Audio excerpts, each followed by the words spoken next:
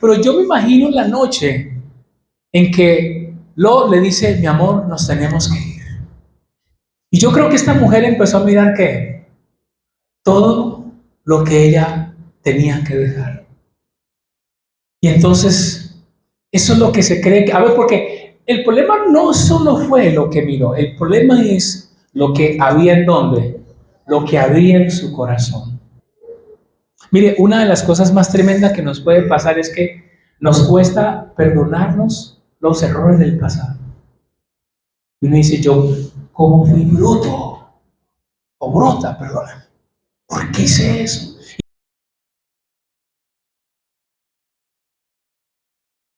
Cuando hablamos de las palabras son muy importantes. Pero creo que, además de las palabras, generalmente la importancia también depende de quién dice las palabras. No solamente las palabras son importantes, sino, por ejemplo, quién dice las palabras. Eso define muchísimo. Por ejemplo, entre mayores, digamos, el cargo o la posición de alguien, uno suele darle un poco de más importancia a las palabras. Por ejemplo, una cosa es que yo a usted le hable de algunos consejos para cuidar la salud y otra cosa es que se lo diga a quién, un médico diríamos, ¿no? Porque uno dice, pues tiene una experiencia, un conocimiento, y aunque ese amigo nos puede dar muchos consejos, probablemente le vamos a dar más peso a aquel que tiene una preparación o una formación. Entre mayores la posición y la formación, eso le da un mayor peso. Y mientras pienso y los veo a ustedes, puedo decir que una cosa es que yo le dé un consejo a alguien sobre qué decisiones tomar frente a una situación legal, y otra cosa es que ustedes le consulten, por ejemplo, a Oscar, a Nelcy, a los que aquí son abogados, a Charito, a los que son abogados y que conocen de ese tema y les van a explicar que mucho más. Y yo le puedo decir algo, pero usted a lo que ellos le digan, usted le va a poner un poco de más que peso. Porque usted dice, estas personas, así muy lindo el líder, pero es que el líder habla del pastor, habla, sabe de Biblia, pero de esto el que pasa, él no sabe. Bueno, el tema que vamos a ver hoy es muy importante, no solamente por las palabras que alguien dijo, sino por quién las dijo. Porque cuando uno va a la Biblia, uno ve que Moisés dijo cosas, David dijo cosas, Jacob dijo cosas, hay una serie de cosas en la que Pablo dijo cosas. Pero el que va a decir esto es muy importante porque lo dice nada más y nada menos que Jesucristo. Y por eso esto que vamos a leer es muy importante porque no lo dice cualquier personaje de la Biblia, lo dice específicamente Jesús. Y Jesús habla de una advertencia que creo que cada vez que pasan los tiempos nos damos cuenta que sigue siendo cada vez más importante y cobra más peso. Quiero que me acompañen, por favor, al Nuevo Testamento, a Lucas capítulo 17. Y en Lucas capítulo 17 vamos a leer en el versículo 20 lo siguiente. Habiendo preguntado a los fariseos a Jesús cuándo vendría el reino de Dios, él les respondió, el reino de Dios no viene con señales visibles, ni dirán, mire aquí, aquí está o allí está, porque el reino de Dios está entre ustedes. Lucas 17, 20, 21. Vamos al 22. Y a los discípulos les dijo, vendrán días cuando ustedes ansiarán ver uno de los días del Hijo del Hombre y no lo verán. Y les dirán, miren allí, miren aquí, no vayan ni corran tras ellos. Porque como el relámpago al fulgurar resplandece desde un extremo del cielo hasta el otro extremo del cielo, así será el Hijo del Hombre en su día. Pero primero es necesario que él padezca mucho y sea rechazado por esta generación. 26. Tal como ocurrió en los días de Noé, así será también en los días del Hijo del Hombre. Comían, bebían, se casaban y se daban en casamiento, hasta el día en que no entró en el arca y vino el diluvio y lo destruyó.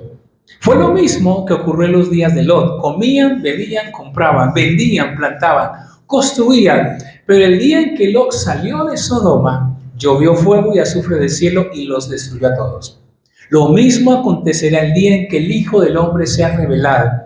En ese día, el que esté en la azotea y tenga sus bienes en casa, no descienda a llevárselos. De igual modo, el que esté en el campo, no vuelva atrás. Acuérdense de la mujer de Lot. Todo el que procure preservar su vida la perderá, y todo el que la pierda la conservará. Bueno, ese va a ser nuestro marco de referencia de lo que vamos a aprender hoy acerca de lo que Lucas escribe de lo que dijo Jesús. En ese texto, como siempre, ¿cuáles son los personajes del texto? Están los fariseos, está Jesús y están los discípulos de Jesús. Y una de las cosas con el que inicia el texto es que los fariseos le preguntan a Jesús cuándo se va a cumplir la venida del reino de Dios. Si había un anhelo de los judíos de aquella época era cuándo iba a manifestarse el Mesías. Esa era la gran pregunta y hasta hoy todavía muchos de ellos siguen esperando la venida de el Salvador. Y los fariseos, que era un grupo religioso, esperaba eso. Y entonces Jesús les empieza a explicar de alguna manera qué era lo que pasaba con el reino de Dios. Y al final dice, mire, es que la verdad es que el reino de Dios está entre ¿qué? Está entre ustedes. En otras palabras, el reino de Dios, ¿quién era? Era Él. El reino de Dios era Él. Pero luego Jesús mira a los discípulos y les empieza a decir lo siguiente: vendrán días cuando ustedes van a anhelar ver al Hijo del Hombre, que es otra manera como Él se refiere a sí mismo. Jesús dice, un día yo voy a partir, yo voy a salir de este mundo, pero un día ustedes van a anhelar que yo esté, pero tengan mucho cuidado porque muchos van a aparecer diciendo, aquí estoy, yo soy Jesús. La historia dice, me da la tarea de revisar, y la historia dice que alrededor de los tiempos que nosotros tenemos, por lo menos se ha contado que alrededor de 74 personajes a lo largo de la historia se han atribuido que ellos son Jesús. Imagínense, 74. Entre esos, uno llamado Jim Jones en Estados Unidos, no sé si usted escuchó por ahí, que luego mató un poco de gente. Pero luego él primero dijo que él era ¿qué? Jesús. Muchos se han autoproclamado Jesús. Por eso Jesús dice, mucho cuidado porque muchos van a decir, yo soy ¿qué? Yo soy el Mesías, yo soy Jesús. Entonces él le habla a los fariseos, le dice, el reino de los cielos soy yo, porque ya está entre ustedes. Y luego le dice a los discípulos, tengan cuidado porque con el paso del tiempo muchos se van a autoproclamar Mesías. Y eso sigue pasando hoy. Pero luego da un giro y empieza a hablar de cómo van a ser los días de lo que podríamos llamar la segunda venida de Jesús. Y entonces él empieza a dar algunas señales y ojo, menciona dos acontecimientos en la historia bíblica que van a ser claves. Primero él dice, recuerden los días de ¿qué? Uno, los días de Noé. ¿Y cómo eran los días de Noé? La gente que hacía, dice que se casaba, se daban en casamiento, hacían cosas, llevaban su vida diaria normal hasta que de repente, ¿qué pasó? Cayó el diluvio y muchos murieron. Y luego él va a mencionar otro momento histórico. ¿Los días de qué? Los días de Lot. Él les está hablando de lo que viene, de lo que va a pasar, de cómo va a ser su segunda venida, y luego dice, recuérdense que cuando pasó el diluvio o cuando Sodoma y Gomorra cayó bajo juicio, la gente vivía como algo normal. En otras palabras, y yo mientras pensaba decía, imaginémonos otro momento histórico terrible para la humanidad, lo que pasó, ¿cómo sería la vida en Nueva York, en las Torres Gemelas, 24 horas antes de la caída de las Torres Gemelas? Yo creo que yo me puse a revisar un poco y Nueva York cómo era la ciudad que, y sigue siendo la ciudad que nunca duerme. Y la gente que hacía sus vueltas, ¿qué? Normales. Nadie pensaba de los que iban, que al día siguiente la gran mayoría de ellos iban a morir. Y luego yo estaba recordando, por ejemplo, la catástrofe de Armenia, creo que fue el terremoto, y lo mismo. Cuando uno viaja, uno todavía ve literalmente sitios enterrados. Pues yo decía, 24 horas antes, ¿qué habría pasado? ¿Cómo sería la vida? Y la verdad es que lo que estamos leyendo es que la venida del Señor, a la luz de esto, si bien es cierto hay algunas señales, lo que también dice Jesús es, mire, ustedes van a vivir como si nada estuviera pasando, pero eso va a pasar. Puede ser mañana, no lo sabemos. Uno dice, sí, hay señales, ahorita que hay guerra en Israel, con Irán, y hay ciertas cosas que no, pero la verdad, a la luz de este texto, Jesús dice, la gente llevaba su vida como normal, se levantaban, iban a trabajar, iban a hacer sus cosas. Y en los días de Lot y en los días de Noé, eso fue lo que pasó. Pero no quiero hablar exactamente de eso, sino quiero concentrarme en alguien que él menciona, que es el punto de partida de lo que vamos a ver hoy. Porque Jesús dice, acordaos de la mujer de Lot. Y él la menciona. Acordaos de la mujer de Lot. Él está hablando y dice, porque cuando eso suceda, algunos estarán en el campo. Y si están en el campo, ¿qué dice? No vuelvan a dónde. No vuelvan a las cosas que tienen en la casa. Y el que está por allá no regrese, porque acordaos de la mujer de Lot. Si usted le quiere poner otro título, le puede poner ese título. Acordaos de la mujer de Lot. ¿Y por qué ponía este nombre? Porque aunque no está en la Biblia, dicen los antiguos estudiosos judíos que se cree que el nombre de la mujer de Lot, aunque no está en la Biblia, se cree que se llamaba Edith. Y por eso puse yo la decisión de Edith. Ahora, ¿por qué Jesús habla de esta mujer y qué es lo que podemos nosotros aprender de un caso que tal vez es conocido, pero que hoy Dios quiere refrescar y hablar a nuestro corazón? Y para eso, yo quiero que vayamos a el libro de Génesis. En el Antiguo Testamento, yo les voy a contar la historia. Génesis 19, del 13 al 16, está la historia de la caída de Sodoma y Gomorra. En Génesis 19 nos empieza a contar la historia que, a ver, ¿cómo era Sodoma en aquel tiempo? Sodoma y Gomorra en un estado fallido. En Sodoma y Gomorra era anarquía total. Es de los primeros casos en la Biblia donde, por ejemplo, quiere violar unos hombres a otros hombres. Violación sexual de género, en este caso el mismo. Imagínense. Entonces quieren llegar y violar a alguien.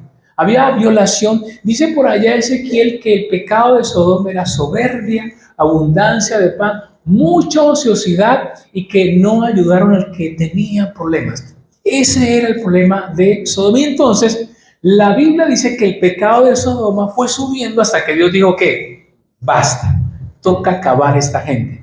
Pero Dios envió una advertencia, que en este caso a unos ángeles personificados en los hombres, que llegan donde Lot, que Lot vive en Sodoma, porque la otra pregunta es, ¿y cómo Lot llegó a Sodoma? Bueno, Abraham sale por allá, lo lleva a él. Cuando empiezan a tener problemas de convivencia, Abraham le dice a Lot, para que no peleemos, si yo cojo para acá, usted coge para allá. El caso es que Lot agarra y empieza a poner sus tiendas cerca de Sodoma y Gomorra. Los años pasan y lo que se cree, y por lo que uno lee en la Biblia, es que Lot empieza a escalar una posición en la sociedad de Sodoma y Gomorra. Claro, está su esposa y Lot también va a tener a 2 hijas. Y Lot asciende en Sodoma y Gomorra, pero Sodoma y Gomorra empieza a colapsar como ciudad, empieza a ponerse mal y Dios toma la decisión de destruirla. Pero Dios envía una advertencia, envía a los ángeles, la presencia de Dios, que van y le dicen a Lot la historia que conocemos. ¿Qué le dicen a Lot? Lot, váyase de aquí. Váyase, porque esa ciudad, ¿qué pasa? ¿La van a qué? La vamos a destruir. Ya el pecado subió hasta delante de Dios y ya no hay salida. Así que por favor, tome a su esposa, tome a sus hijas y ustedes deben de salir. Se cree que esa conversación, por lo que uno lee, tuvo lugar en las horas de la noche. Pero cuando era la madrugada, Lot y su familia todavía no habían salido. Si usted lee, dice la Biblia que cuando era aún de madrugada, los seres tuvieron que decirle a Lot, ven, dice que los agarraron de la mano. Lot, salga, salga, ya se tiene que ir. Y la Biblia dice que cuando ya estaba llegando al amanecer, empieza a caer fuego del cielo.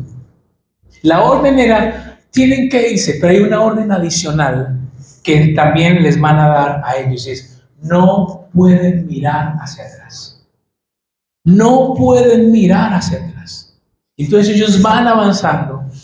Lot van sus hijas. Y al parecer la mujer de Lot, Edith, toma una decisión a pesar de la advertencia. Y es que ella empieza a mirar hacia atrás. Empieza a mirar cuando ya había fuego sobre Sodoma y Gomorra. Aquí la pregunta que tenemos que empezarnos a hacer es, vamos a tratar como de hackear la mente de Edith. ¿Qué fue lo que pasó en el corazón de Edith? Y para eso tenemos que analizar algunas cosas. Se cree que Edith tenía algunos privilegios. Obviamente, era esposa de ¿quién? De Lot. Tenía una buena posición. Recordemos que Lot salió muy bien financieramente del lado de Abraham. Tenía una buena posición en la sociedad. Seguro Lot vivía, no sé, en Huitoque Génesis Club. Allá vivía en lo más alto de la ciudad, en el mejor nivel. Tenía seguro todos los beneficios o posiciones. Seguro había, para nuestra época, 2, 3 carros. Seguro tenía empleadas que le ayudaban. Lo tenía todo. Pero yo me imagino, no está en la Biblia, pero yo me imagino la noche en que Lot le dice: mi amor, nos tenemos que ir. Y yo creo que esta mujer empezó a mirar que todo lo que ella tenía que dejar. Y entonces, eso es lo que se cree que, a ver, porque el problema no solo fue lo que miró, el problema es lo que había en donde, lo que había en su corazón. Preguntas que uno se tiene que hacer: ¿y cuáles fueron tal vez las posibles razones por las cuales Edith, la mujer de Lot, miró atrás? Lo decíamos: posición, estatus, las cosas materiales que estaban quedando, la influencia. Y lo que se cree es que detrás de esa mirada, a pesar de que había fuego, hay dos cosas que hay en el corazón de Edith. Ella quiere regresar, o mínimo, quiere rescatar algo. No, el televisor yo no alcanzo a sacar, ¿cómo es el de 60 y algo pulgadas? Yo lo llevo a una cueva y lo conecto. No, yo puedo sacar esto. Y quiero aclarar, no estamos hablando nada en contra de lo material. Estamos tratando de, si pudiéramos viajar al tiempo. Yo creo que si hay alguien que, si está en el cielo, yo le trataré de preguntar dónde está Pedro, dónde está la esposa de Lot. Yo necesito preguntarle, ¿ella qué fue? ¿Por qué hizo eso? Y entonces ella toma esa decisión. Algunos creen que tal vez extrañaba su entorno, lo que ella estaba dejando. Algunos creen que ella estaba enojada con Dios. ¿Cómo es que Dios, ahora que yo ya tengo todo lo que tengo, ahora que tengo posición, estatus, tantos años que me tocó a este desgraciado sacarle las cosas para que las comprara en la casa, y ahora todo esto hay que ¿qué? Hay que dejarlo? No lo puedo creer. Se cree que tal vez ella pudo haber estado enojada con Dios, con tristeza, con amargura. Y aquí entonces, familia, rápidamente vienen las lecciones para nosotros, familia, y es porque, ¿sabe una cosa? A veces el pasado tiene una fuerza gravitacional tremenda que nos quiere a nosotros volver atrás, que volvamos atrás, que empecemos a mirar hacia atrás. A veces empezamos a mirar hacia atrás con el anhelo de volver a tener eso que tal vez ya no tenemos. A veces nos aferramos a esos días del pasado que tal vez ya no volverán, pero que seguimos añorando. A veces nos aferramos a cosas que ya quedaron allá, pero que queremos seguir anhelando. Alguien dice que podemos aprender del pasado, pero no quedarnos allá. Y a veces uno se queda, se estanca y no avanza. Se cree que el problema más tremendo de la mujer de Lot es que ella no tuvo fe para creerle a Dios el nuevo escenario que Dios le estaba mostrando. El problema de la mujer de Lot, además de esto, eso fue que no fue capaz de creerle a Dios que había algo mejor para ella. Y el tema es exactamente lo mismo con nosotros. Muchas veces, al venir a las cosas de Dios, Dios nos empieza a mostrar cosas y nos cuesta creer que eso que Él nos está mostrando es algo maravilloso para nosotros, porque la realidad nos ciega y decimos: pero yo no veo eso. Claro, no era fácil para la mujer de Lot volver a empezar. No me quiero imaginar, ¿se imagina? Y otra, bueno, y el horno microondas, no hay horno microondas. No, y ahora no hay lavadora, no, otra vez nos toca. ¿Cómo así no? Por ahora hay que lavar qué? En el río. Y uno empieza a echarle cuentas y uno dice, Dios mío. Y claro, usted empieza a caminar con Dios y como hablábamos hace algunos días, usted puede entrar en crisis porque aquel que no busca a Dios muchas veces, ¿cómo le va? Y este desgraciado. Y uno empieza a entrar en crisis. Y tal vez eso es lo que está viviendo la mujer de Lot. No tuvo la fe para creer. Yo me preguntaba, ¿por qué anhelar vivir algo de donde Dios ya me sacó? ¿Por qué anhelar? ¿Sí? Mire, a lo largo de los años, y es una oración que yo siempre le hago a Dios, en estos más de 20 años de vida cristiana, yo he visto muchos amigos, consiervos, distanciarse de Dios, alejarse de Dios. Lo he visto, pastores. Y uno dice, claro que esas cosas pueden pasar. Claro que esas cosas pueden suceder. Y obviamente hijos de Dios, cristianos. Y yo decía, Señor, tremendo, porque uno fácilmente puede juzgar, señalar y criticar. Pero es que lo que le pasó a la mujer de Lot nos puede pasar a quién? A cualquiera de nosotros. Es más, a usted le puede estar pasando en este momento. Y uno puede empezar a ¿qué? Empezar a cavilar, empezar a dudar, empezar a evaluar muchas cosas. Y eso es lo que nos puede estar pasando. Mire, una de las cosas más tremendas que nos puede pasar es que nos cuesta perdonarnos los errores del pasado. Y uno dice, yo, ¿cómo fui bruto? O bruta, perdóname. ¿Por qué hice eso? Y cada que uno recuerda, uno dice, Dios mío, ¿qué? ¿Yo por qué? Y resulta que eso hace parte de qué? Del pasado. Ya eso quedó atrás. Y hay un futuro maravilloso por delante, pero uno ese error o esa falla todavía nos hace muchísimo daño. Pero eso ya quedó atrás. Pero todavía uno a veces se flagela por ese error, por esa decisión. Por eso que sucedió, dice, si yo no hubiera hecho esto, no me hubiera pasado eso. Y a veces estamos en el allá y en el ayer en lugar de disfrutar del aquí y de la hora que Dios tiene para nosotros. Y la historia de la mujer de Lot nos habla de eso. De que podemos empezar a mirar atrás, sin darnos cuenta. Y podemos empezar a coquetear con el ayer. Y no tener fe para creer que, como decimos, aprendimos o adoptamos también nosotros como iglesia, creer que a pesar de lo que está sucediendo, lo mejor de Dios está por venir. Eso fue lo que la mujer de Lot no entendió. Que aunque estaba perdiendo muchas cosas, había un futuro extraordinario que Dios tenía para ellos. Pero ella se quedó pensando en lo que estaba quedando. Familia, yo lo que les quiero decir es que la vida cristiana se trata de creer. La Biblia está llena de casos en la Biblia de hombres y mujeres. Hay un caso donde Pablo en su carta le dice, Demas se ha ido. Una vez yo hablé de un tema. Demas se fue.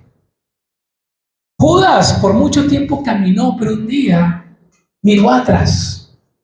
El pueblo de Israel, recordemos, no todos los que salieron llegaron a la tierra prometida. ¿Y sabe por qué no llegaron? Porque muchos iban mirando por el espejo retrovisor. Algo que yo aprendí con este tema, familia, la fe está en el futuro. La fe para creerle a Dios está en el futuro. En eso que Dios está por hacer, por mover. Cuando uno va a la vida del apóstol Pablo, Pablo la tiene muy clara. Pablo hace un repaso de su vida en Filipenses 3, dice, tuve esto, esta es mi posición, hebreo de hebreos, este es mi conocimiento formado. Pero luego Pablo dice, pero saben una cosa, eso, Ya para mí no es importante. Y Filipenses 3:13 dice, olvidando lo que queda atrás. Pablo dice, yo no voy a cometer el error de Dios. Yo voy a mirar hacia adelante. Yo voy a mirar hacia adelante. Yo voy a mirar ese futuro que Dios tiene para mi vida. Y yo no sé si usted se está preguntando, ¿será que Dios sí tiene un futuro mejor para mí? ¿Será que eso de creer en Dios tiene sentido? ¿Será que valdrá la pena? ¿No será mejor que yo mire atrás y empiece a querer volver atrás? Iglesia, yo estoy aquí para decirles una cosa y es, creo que es tiempo como nunca, nunca, de que miremos hacia dónde, de que miremos hacia adelante. Mire familia, yo quiero abrir mi corazón y en esto Dios me habló muchísimo en ese tema. Yo sé, yo soy consciente, yo sé que como iglesia no estamos donde quisiéramos estar. No estamos donde quisiéramos estar. Todavía no vemos todo lo que quisiéramos ver. Pero mire, yo quiero hoy declarar delante de ustedes que los mejores días de Arca están por venir. En el nombre de Jesús. Que lo creamos. Que los mejores días. Y que vamos a recordar. Pero para eso, ¿qué necesitamos? Que ustedes y yo creamos en el proceso. Que le creamos a Él. Que amemos su casa. Que amemos su obra. Independiente de... Mire, hay una meta muy clara que ya se la dije a Marta y hoy, para comprometerme públicamente, se lo digo a ustedes, el próximo año sí o sí tenemos que tener un lugar. Sí o sí. Tenemos que tener un lugar. Si no damos el paso, nunca lo vamos a dar. Mira, o nos estrellamos o no sé, pero tenemos que hacerlo. Tenemos que creerle a Dios. Tenemos que salir adelante, tenemos que ver su gloria. Tal vez usted ha pensado, hablando de la iglesia, oiga, y si yo me voy a una iglesia más grande, que ya tiene los espacios, que usted apenas llegue tiene room kids,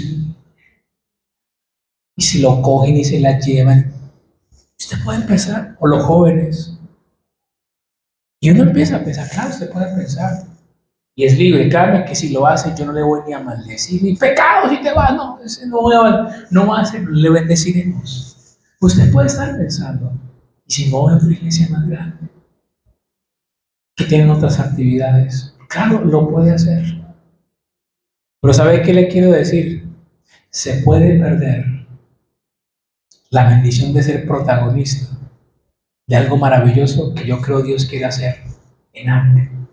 Y que usted sea parte de ese proceso, que usted sea parte de la historia. Pero para eso, tal vez hay cosas que tenemos que dejar, soltar y creer que, Señor, voy a mirar hacia adelante. El futuro es incierto. Para la mujer de Lot, había una cueva y unas montañas, pero era la acción de Dios inicialmente. Pero ya, dijo, no, acá hay algo mejor. Y eso al final, ¿qué hizo? Y es con lo que quiero que cerremos.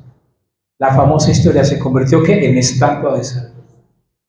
Mire, eso suena, y dice, pero ¿cómo así? Mire, cuando usted va a Israel, cuando usted va al Mar Muerto, cuando usted va a los alrededores del Mar Muerto, se cree que en sus profundidades yace lo que fue Sodoma y Gomorra. ¿Y cómo huele ese sector por ahí en los que hemos ido?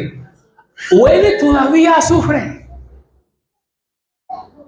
Y hay algunos montículos de sal donde algunos dicen, y esa era, bueno, no creo que dure hasta esta época, pero es increíble.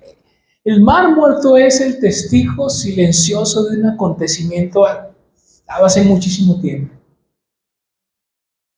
¿Cuál es el llamado entonces que Dios nos quiere hacer hoy? ¿Y cuál fue la decisión de David? La decisión de David fue no creerle al nuevo panorama que Dios le estaba mostrando, no creerle, no confiar y creer que la mejor opción era la de ella. Segunda de Corintios 5:17 dice, de modo que si alguno está en Cristo, nueva criatura es, las cosas viejas pasaron. No puedes mirar atrás. No puedes. Hay algo que yo podrá ser como loco o exagerado, pero yo le he dicho a Dios, Señor, el día que el negro vaya a echar para atrás, deténgame el corazón. Porque si yo me muero de pronto, ya sabe por qué. No, yo con Dios, o sea, Señor, si uno va a echar para atrás y uno luego que por causa de Cristo la gente diga, ven así ve, ¿para qué crees en Dios? No, no, Señor, acabe con el negro. A medianoche me detiene el corazón. No hay problema. Porque el llamado es adelante. La decisión de vivir es una decisión que usted y yo no podemos tomar. No lo podemos tomar. Satanás te va a coquetear. Satanás te va a decir, no tiene sentido. Vuelve atrás. Vuelve a las antiguas relaciones. Vuelve a tu antiguo mundo. ¿Se acuerda el libro de Ruth? Cuando mueren los esposos de cada una y una se queda al lado de, ¿cierto? Y la otra dice, le dice ¿por qué no te devuelves? Ella se fue a sus dioses y a su pueblo. Y ya dijo el famoso texto, no me ruegues que te deje, ni que me aparte de ti. Donde tú vayas, yo iré. Tu pueblo será mi pueblo, tu Dios será mi mujer. Dios mío. Entonces un mujerón. Tu pueblo será, yo no te voy a dejar. Oye, y por esa decisión, la otra ni más volvimos a ver de ella. Esa mujer dijo, yo no voy, sí, yo soy moabita, soy de un tribu pagana, pero yo voy a buscar ese Dios. Y su vida cambió. Tatarabuela de David. Pero tomó una decisión. Yo no sé entonces cómo estás hoy. Si en algún momento estás pensando volver atrás, te digo, en el nombre de Jesús, no lo hagas ni con tu vida espiritual. Y mucho menos no lo hagas con la iglesia. Vamos a ver su gloria. Vamos a orar. Vamos a ponernos en pie. Padre, te damos muchas gracias.